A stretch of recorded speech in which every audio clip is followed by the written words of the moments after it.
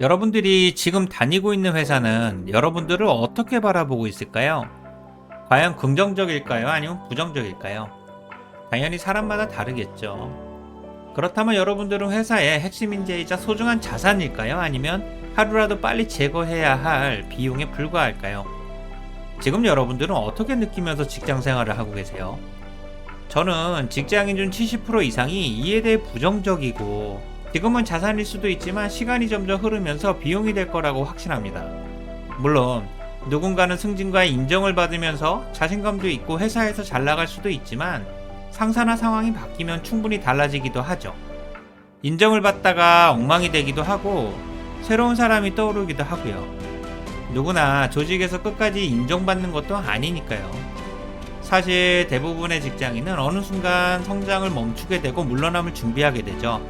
원래 직장 생활이라는 것이 그렇고요. 그래서 오늘은 직장 생활의 시작이자 회사의 핵심 역량인 채용에 대해서 이야기를 해보려고 합니다.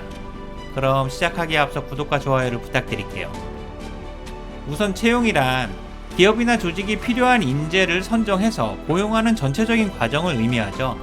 그리고 수많은 책이나 대학 교수들은 기업은 사람이 가장 중요한 자산이자 핵심 경쟁력이라고 강조하고, 어떤 기업에서는 사람이 미래다라고 말하기도 했죠. 그렇다면 기업은 정말 사람을 미래라고 생각할까요? 그 미래가 되는 사람들은 도대체 어디에서 오는 걸까요?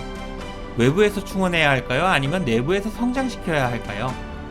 물론 채용이나 교육 모두 중요하죠. 하지만 현실은 사람을 비용으로 생각하는 경우가 훨씬 많고, 회사가 위기일수록 사람이 비용이었다는 사실을 확인할 수가 있죠. 특히 회사가 구조조정을 해야 할 경우 자산이나 사업부 매각을 검토하기 전에 희망퇴직이나 명예퇴직을 통해 사람을 먼저 걸러내는 것이 우선순위인 것을 보면, 직장인은 자산이나 경쟁력이 아니라 비용이자 정리 대상인 것을 확실히 알 수가 있죠. 솔직히 저는 회사가 자산이라고 생각하는 직장인은 10% 정도의 핵심 인재에 불과하다고 생각합니다.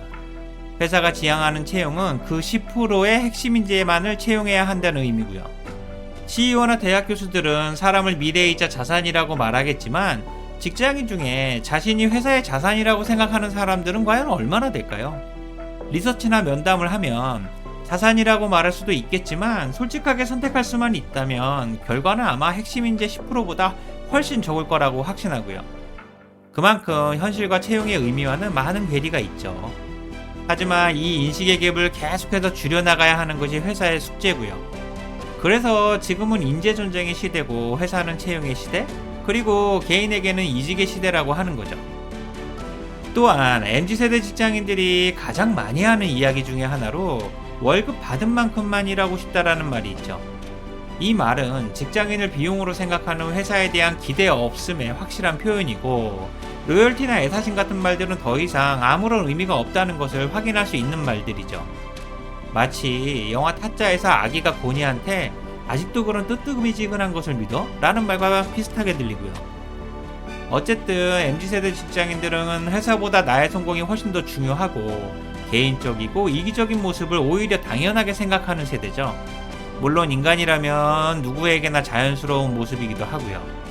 회사는 망해도 되지만 나는 절대로 망해서는 안 된다는 생각이 당연하고, 회사와 나는 노동을 제공하고 급여를 받는 거래관계에 불과한 거죠. 항상 나의 커리어와 역량을 키울 수 있는 더 좋은 기회를 찾으려고 노력하면서도 이직과 워라밸은 당연한 거고요. 그래서 개인에게는 이직의 시대, 회사에게는 채용의 시대가 되는 거죠. 하지만 기업 입장에서는 MZ세대의 생각과는 조금 다르죠. 기업은 지원자의 경험이나 스펙도 중요하지만 이보다 더 중요한 인성과 태도를 채용한다고 말하니까요. 쉽게 말하면 사람 자체가 가장 중요하다는 의미죠. 그 다음이 직무 경험이나 스펙이고요. 솔직히 직무는 가르칠 수가 있지만 인성이나 태도는 불가능하잖아요. 원래 인성이나 태도는 스펙과는 다른 차원의 문제고요. 회사에서 큰 사고를 치거나 심각한 피해를 주는 사람들은 대부분 인성에 문제가 있죠. 요즘은 회사에 한 명 잘못 채용하면 진짜로 회사가 망할 수도 있거든요. 예를 들면 갑질이나 성희롱, 금전 문제 등이 대표적이죠. 이런 모습들은 아무나 갑질하고 성희롱하는 게 아니잖아요. 그래서 많은 사람들이 인성이나 태도보다 더 가치 있는 스펙은 없다고 말하는 거고요. 그만큼 사람이 중요하고 채용이 힘들다는 것을 의미하는 거죠. 만약 여러분들이 개인 사업을 해봤거나 사람을 고용했던 경험이 있다면 사람을 채용해서 쓴다는 것이 얼마나 중요하고 힘든 일인지를 확실히 알 수가 있죠. 이건 직접 해봐야 돼요. 알바를 해선 절대 알 수가 없거든요. 특히 대기업이 아닌 10인 미만 기업이면 한 사람 한 사람의 영향력은 훨씬 크고요. 사람을 진짜 잘 뽑아야만 하죠. 주변에 음식점이나 편의점을 하고 있는 분들이 사람 때문에 얼마나 많이 힘들어하는지 보고 있잖아요. 게다가 MZ세대는 노동법에 대한 이해가 누구보다 뛰어나고 의무보다 권리를 주장하면서 조금만 힘들거나 서운하면 연락 없이 그냥 그만둔다고 하죠. 물론 전체가 그렇다는 의미는 아니고요. 만약 이 친구들이 개인 사업을 한 번만이라도 해봤다면 절대 이렇게 행동하지는 않을 겁니다. 하지만 안 해봤다는 이유로 이런 행동들이 정당화되거나 이해되는 것도 아니죠. 당연히 이 중엔 사장님의 마음을 이해하고 웃으면서 함께하는 친구들도 많이 있고요. 그래서 저는 최소한 회사의 채용팀 직원들만큼은 창업이나 개인 사업 경험이 있어야 한다고 생각합니다. 제가 CEO라면 그런 사람들을 배치할 거고요.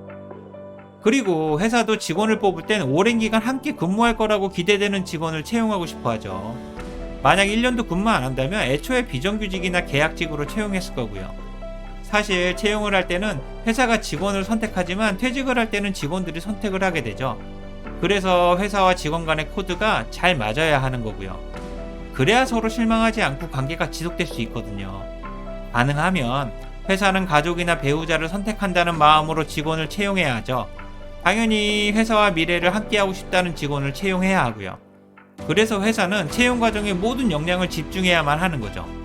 직무 경험이나 스펙, 열정이나 책임감 등 모든 부분을 명확히 확인하기 위해 회사의 핵심 인재를 면접관으로 투입하고 인턴십, PT 면접, 직무 면접, 토론 면접 등 수많은 방법으로 검증을 하는 거고요. 하지만 이렇게 해도 회사가 원하는 수준의 인재를 채용하는 건 진짜 쉽지가 않죠. 또한 회사에서 쓰는 채용이란 단어는 취준생에게는 취업이라는 말과 동일하죠. 입장에 따라 쓰는 단어만 다를 뿐 거의 동일한 의미고요.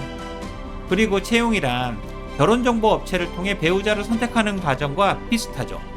특히 경력직 채용이 더 비슷하고요. 리크루트 회사나 헤드헌터가 결혼정보 업체의 역할과 동일하죠.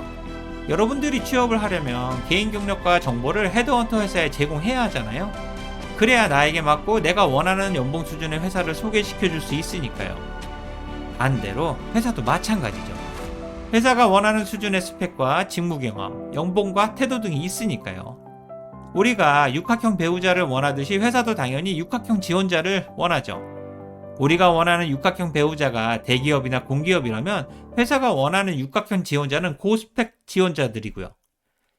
어쨌든 채용이라는 것이 회사의 경쟁력이자 역량임은 분명한 것 같습니다. 이제는 신입 공채를 통해 직원들을 교육해서 인재를 키우는 과거의 방식보다는 경력직 수시 채용을 통해 역량과 경험이 있는 인재를 채용하는 것이 훨씬 효율적이고 많아질 거고요. 당연히 인재를 알아보는 눈과 그들이 어디 있는지 확인해서 직접 찾아가 채용할 수 있는 역량이 회사의 미래를 결정하게 될 거거든요. 지금이 인재전쟁의 시대라면 이와 동시에 지금은 채용의 시대가 분명하다고 확신합니다. 오늘 내용이 도움이 되셨다면 구독과 좋아요를 부탁드릴게요. 지금까지 직장스쿨 힌지였습니다. 고맙습니다.